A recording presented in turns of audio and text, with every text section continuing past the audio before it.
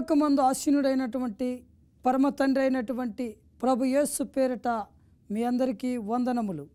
ఈ యొక్క ఆత్మీయ కార్యక్రమాన్ని వీక్షిస్తున్న మీ అందరికీ కూడా ఈ యొక్క ఆత్మీయ మార్గాలు అనే కార్యక్రమానికి ఆహ్వానిస్తున్నాం.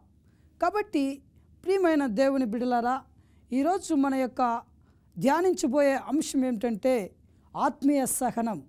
కాబట్టి అనేక మంది క్రైస్తవులకు ఆత్మీయ సహనాన్ని కోల్పోతుంటారు.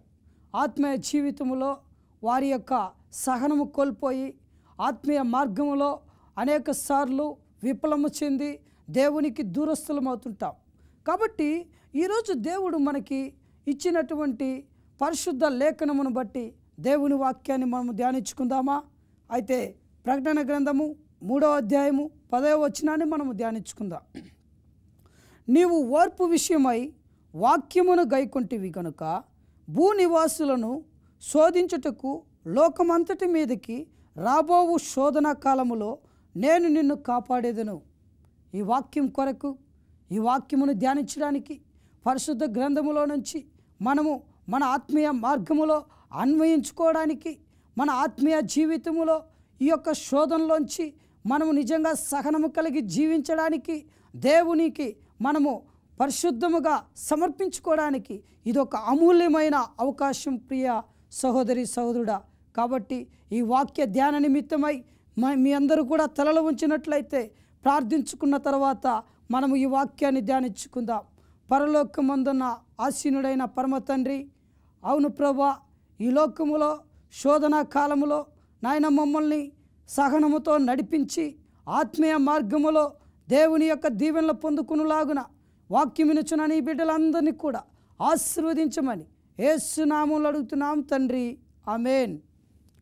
కావున ప్రియమైన దేవుని పిల్లలారా, దేవుని యొక్క వాక్యాన్ని మనము సరిగా అర్థం చేసుకున్నట్లయితే, సరిగా అధ్యయనం చేసినట్లయితే ఈ యొక్క ఆత్మీయ మార్గములో, ఆత్మీయమైనటువంటి జీవితంలో అనేకమైన శోధనలు కలిగినప్పుడు, ఆ యొక్క శ్రమలు కలిగినప్పుడు మనం ఏ విధంగా దేవుని యందు నిజంగా సహనము కలిగి జీవిస్తున్నాం.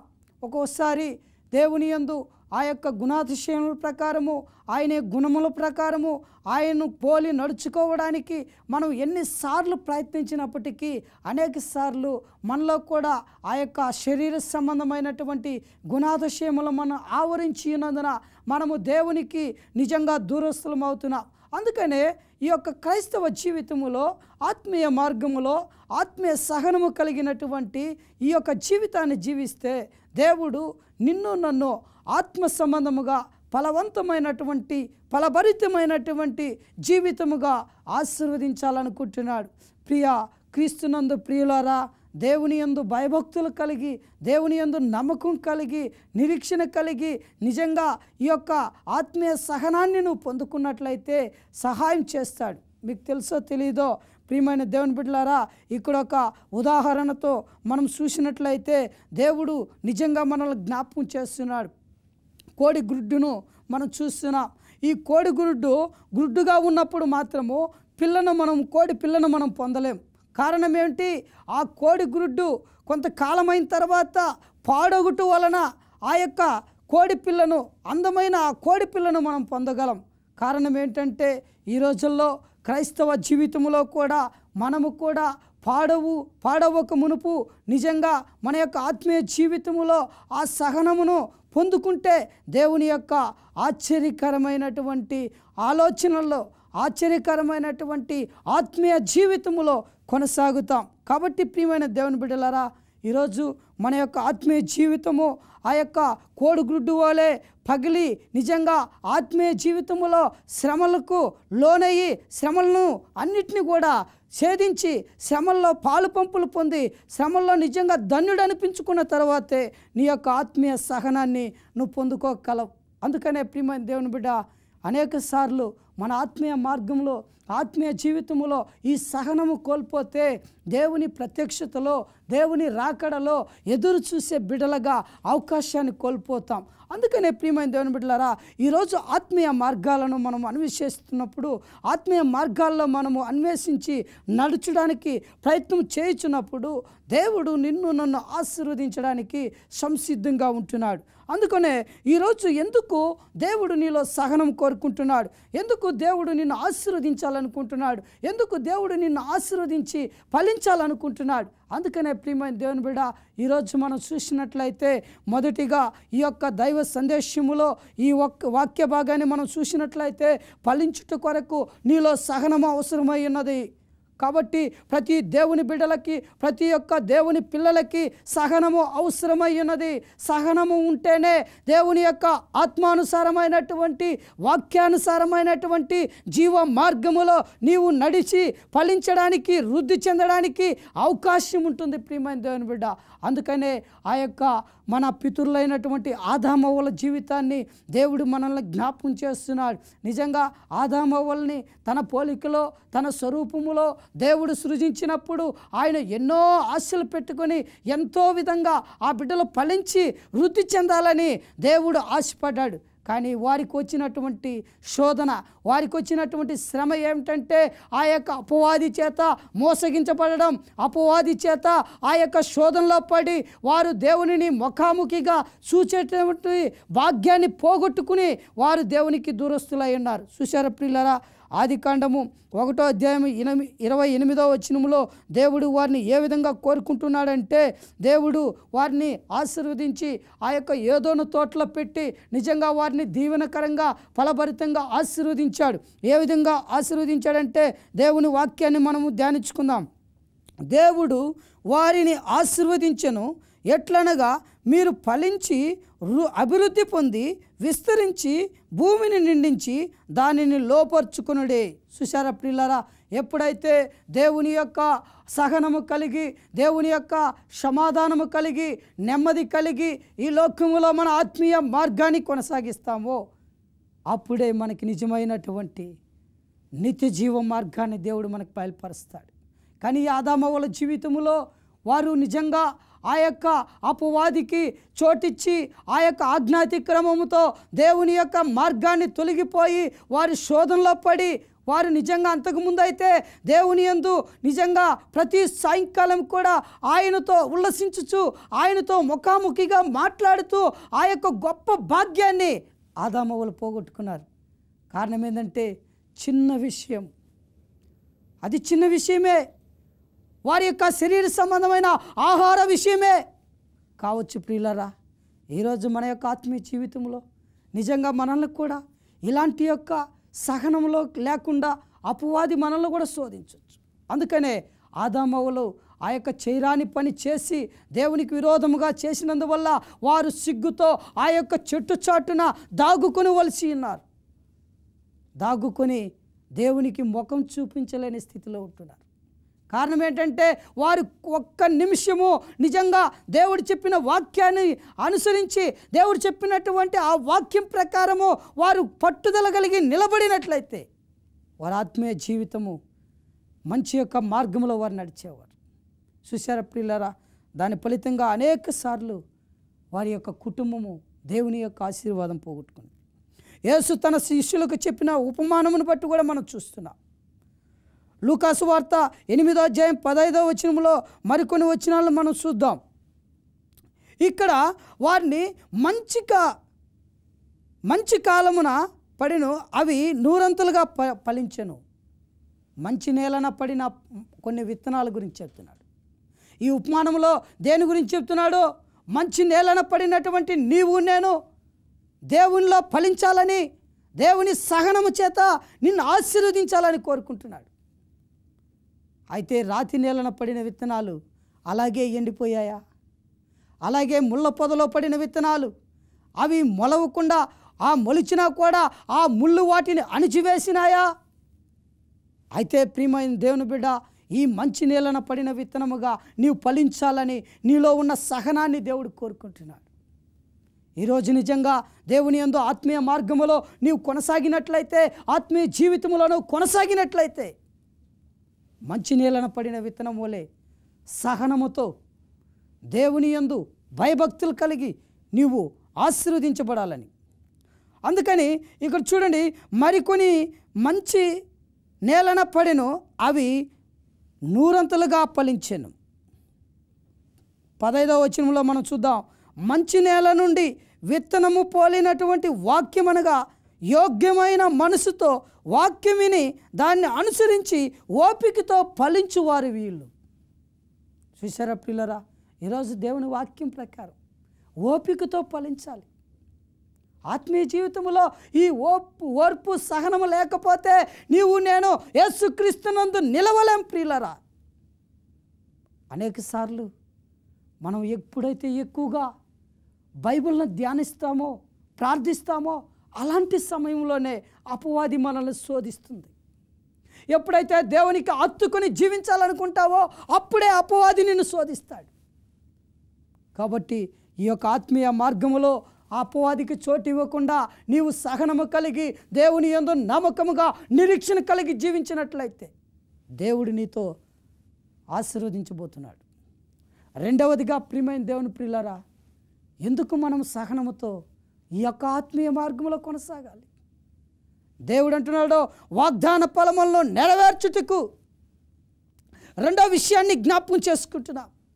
వాగ్దాన ఫలములను నెరవేర్చడానికి నీ జీవితంలో దేవుడు చేయబోయే గొప్ప కార్యాలని, ఆశ్చర్య కార్యాలని దేవుడు నెరవేర్చాలంటే ఆయన ఇచ్చినంత వరకు సహనము కలిగి జీవించాలి. చూసారా ప్రియులారా, హెబ్రీయులకు రాసిన పత్రికలో 10వ అధ్యాయము 36వ వచనంలో మనం చూసినట్లయితే ఇక్కడ ఒక మంచి మాటను మనం ధ్యానించబోతున్నాం. మీరు దేవుని చిత్తమును నెరవేర్చిన వారై వాగ్దానం పొందు నిమిత్తము మీకు ఓరిమి అవసరమైనదే. ఏం అవసరమైనదే? ప్రియ సహోదరి సహోదరుడా, వాక్యం వినుచున్న నీకును నాకును ఏం అవసరమైనది? దేవుని యందు సహనము, దేవుని యందు ఓర్పు. ఈ మాట ఎవరి గురించి చెప్పబడుతుందంటే అబ్రహామును గురించి చెప్పబడుతుంది. మన విశ్వాసమునకు కర్త అయినటువంటి ఆ యొక్క అబ్రహామును గురించి చెప్పబడుతుంది. చూశారా ప్రియులరా, దేవుడు అంటున్నాడు, విశ్వాసులకు తండ్రిగా అబ్రహామును నియమించాడు. అందుకే ఓర్పుతో సహనముతో ఈ యొక్క ఆత్మీయ మార్గములో నీవు నడిచినట్లయితే అబ్రాహము వలె వాగ్దాన ఫలమును నువ్వు పొందుకుంటావు. అబ్రాహాముకి ఎన్ని సంవత్సరాలకి ఆయన లోకములో ఆయన పిలిచినప్పటి నుంచి, దేవుడిని వెంబడించినప్పటి నుంచి అబ్రాహాము జీవితంలో అన్నీ పొందుకున్నాడు. కానీ ఆయనకున్న ఒకే ఒక్క కొరత ఏంటంటే సంతానలేమి. దేవుడు ఆయనకు బిడ్డలను ఆలస్యంగా ఇవ్వబోతున్నాడు. కానీ ఆయనకి మాత్రం వాగ్దానం చేశాడు, నిన్ను ఆశీర్వదిస్తాను అబ్రాహామా, నీ యొక్క సంతానము ఇసుక రేణువుల వలె ఆకాశ నక్షత్రముల వలె విస్తరిస్తాయని చెప్పాడు. ఆ వాగ్దానం ఎన్ని సంవత్సరాలకి ఆయన వ్యక్తిగత జీవితంలో నెరవేర్చబడింది. ఆ వాగ్దానం ఫలం పొందాలంటే అబ్రహాము జీవితంలో నిజంగా సహనం అవసరమైంది. చూశారా ప్రియులరా, హెబ్రీయులకు రాసిన పత్రిక 6వ అధ్యాయం 12వ వచనంలో మనం చూస్తే, ఓర్పు చేత వాగ్దానమును స్వతంత్రించుకుని వారిని పోలి నడుచుకున్నట్లుగా. ఎవరిని పోలి నడుచుకోవాలి? ఆత్మీయ మార్గములో ఈ విశ్వాస వీరులను, ఈ విశ్వాస భక్తులను చూచి నేర్చుకోవాలి. ఈరోజు మన ఆత్మీయ జీవితంలో అలా నేర్చుకుంటున్నామా? అలా వారిని వెంబడిస్తున్నామా? విశ్వాస యోధులు పరిశుద్ధ గ్రంథములో అనేక మంది భక్తులు ఉంటున్నారు, వారిని గురించి మనం చేస్తున్నామా? అయితే ప్రియమైన దేవుని బిడ్డ, అబ్రహాము ఎన్నో సంవత్సరాలు దేవుని వాగ్దాన ఫలం కొరకు ఎదురు చూశాడు. అంతేకాదు ప్రియులారా, ఆ యొక్క వచనము 15వ వచనంలో ఆ మాట నమ్మి అతడు ఓర్పుతో సహించి ఆ వాగ్దానమును పొందెను. అబ్రహాము జీవితంలో ఎన్నో సంవత్సరాలకి, అనేక సంవత్సరాలకి ఆ యొక్క వాగ్దాన ఫలాన్ని పొందుకోవడానికి, దేవుడిచ్చే వాగ్దాన ఫలాన్ని అబ్రహాము జీవితంలో నెరవేర్చడానికి ఈ గొప్ప సహనం అవసరమైనది. ఈ రోజుల్లో మనం కూడా అనేక సార్లు దేవునిలో పొందుకోలేకపోతున్నాం. దేవుడిచ్చిన వాగ్దానాన్ని మన జీవితంలో నెరవేర్చలేకపోతున్నాం. కారణం ఏంటంటే నీవు నిజంగా ఆ యొక్క ఆత్మీయ సహనము లేకపోవడమే, ఆత్మీయ జీవితంలో ఆత్మీయ మార్గంలో దేవునికి లోబడకపోవడమే. అందుకనే ప్రియమైన దేవుని బిడ్డ, ఈరోజు నీవు దేవునిలో నీవు నిజంగా సహనం కలిగి ఉంటే, నీలో దేవుడు ఇచ్చినటువంటి ఆ వాగ్దానం చేసిన దేవుడు నమ్మదగిన వాడు, ఆ వాగ్దానం చేసిన వాడు, ఆ మాట ఇచ్చినటువంటి దేవుడు వెనక్కి తీసుకునేవాడు కాదు. అలాంటి గొప్ప దేవుడిని నువ్వు నమ్మినప్పుడు నీకు సహనం అవసరమైనది, నీకు ఓర్పు అవసరమైనది. క్రీస్తు రాకడ పర్యాంతం వరకు ఆ ప్రత్యక్షత కొరకు నువ్వు ఎదురు చూసినప్పుడు దేవునికి నీవు ప్రత్యక్షతగా కనబడాలి. అందుకనే ఇక్కడ దేవుడు నిజంగా అబ్రహాముని ఎందుకు మనకు ఉదాహరణగా మనకు చూపిస్తున్నాడంటే, ఆ యొక్క విశ్వాస యోధులు, ఆ యొక్క బలమైనటువంటి విశ్వాస వీరుల జీవితాలను మనం ధ్యానించినప్పుడు ఆత్మీయ మార్గములో సహనము కోరుకుంటున్నాడు. కావున ప్రియమైన దేవుని కుమారులారా, దేవుని కుమార్తెలారా, దేవుని యందు భయభక్తులు కలిగిన ప్రియులారా, దేవుడు మనల్ని కోరుకునేది ఏంటంటే ఆత్మీయ సహనము కలిగి నన్ను వెంబడించండి. అందుకనే మూడో విషయాన్ని మనం జ్ఞాపకం చేసుకున్నట్లయితే, ఆత్మీయ స్వభావము ఎదుగుదల కొరకు అనేక సంవత్సరాల నుంచి దేవుణ్ణి నమ్మి కూడా మనలో ఏ విధమైనటువంటి మార్పు చెందడం లేదు. మన మాటల్లోనూ, మన క్రియల్లోనూ, మన ప్రవర్తనలోనూ, మన జీవితంలో ఏ విధమైనటువంటి అభివృద్ధి, క్షేమాభివృద్ధి కలగడం లేదు. ఈరోజు మన జీవితాన్ని మనల్ని మనం పరిశీలన చేసుకుంటే మనకి యేసు ప్రభు వారు చెప్పేది ఏంటంటే, నీవు సహించుకుంటే, నువ్వు సహనం పొందుకుంటే దేవుడు నిన్ను ఆశీర్వదిస్తాడు. మీకు తెలుసో తెలీదో ప్రియమైన దేవుని బిడ్డలారా, ఒక గృహంలో భార్య భర్తలు ఎప్పుడు పోట్లాడుకునేవారు.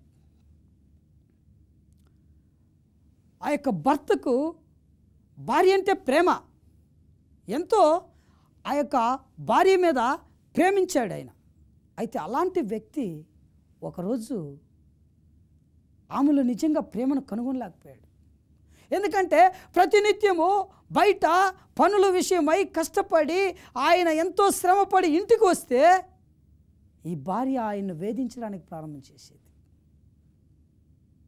అనేక సార్లు ఆయన జీవితంలో విసిగిపోయి సహనం కోల్పోయి ఆమెను కొట్టడానికి ప్రారంభం చేశాడు, ఆమెను నిజంగా దూషించడానికి ప్రారంభం చేశాడు. మళ్ళీ బయటకు వచ్చి, అయ్యో నా భార్యను, నేను ప్రేమించిన నా భార్యను, నేనెంతో ఇష్టపడిన నా భార్యను నేను ఇలా చేయటం మంచిదా అని పశ్చాత్తాపడుతున్నాడు. కానీ ఆ భార్య ఒకరోజు ఆ మార్గంలో ఒక పాస్టర్ గారు సంఘ కాపురు వెళుతూ ఉంటే ఆ కాపురు దగ్గరికి వెళ్ళి, అయ్యా నా ఇంటిలో నా కుటుంబం అలజడిగా ఉంది, సమాధానం లేదు, నేనేం చేయాలి? నా భర్త నన్ను కొట్టకుండా, నన్ను ఏమీ అనకుండా ప్రార్థన చేయమనింది. చూశారా ప్రియులారా, ఇదా దేవుని ప్రార్థన? ఇది దేవుని సహనము? చూశారా?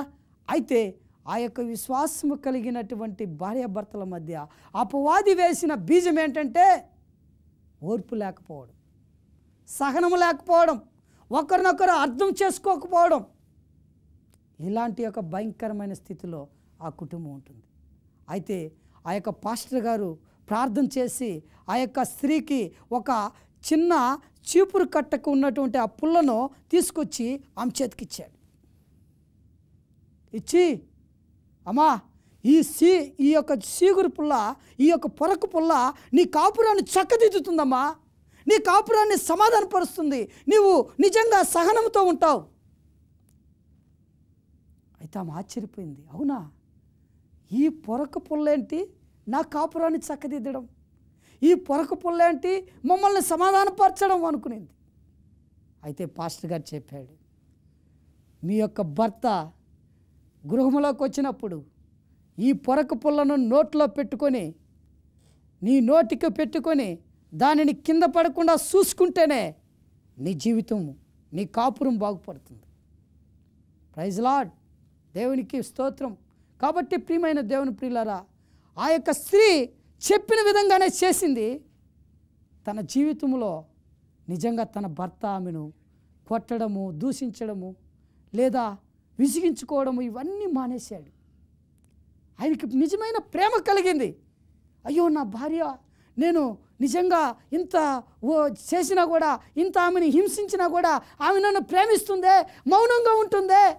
ఎందుకంటే ఆ పొరకు పుల్ల నోట్లోంచి కింద పడకుండా కాపాడుకుంటుంది కాబట్టి ఆమె ఏమీ మాట్లాడటం లేదు.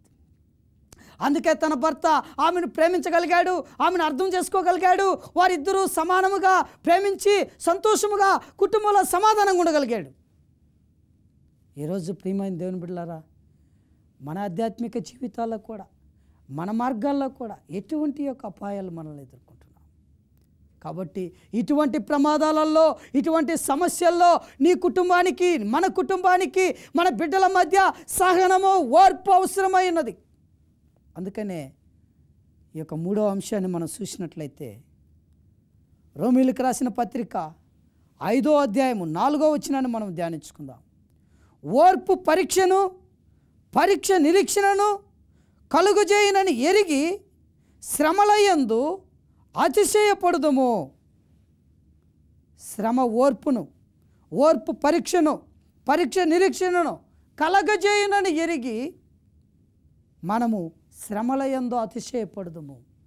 కాబట్టి ప్రియమైన దేవుని పిల్లలారా, దేవుని వాక్యానుసారంగా మనం అంగీకరించినట్లయితే, దేవుని వాక్యానుసారంగా మనం నడిచినట్లయితే, యాకోబు రాసిన పత్రికలో కూడా 5వ అధ్యాయము 14వ వచనంలో సహించువారు ధన్యులు అనుకొనుచున్నాము కదా.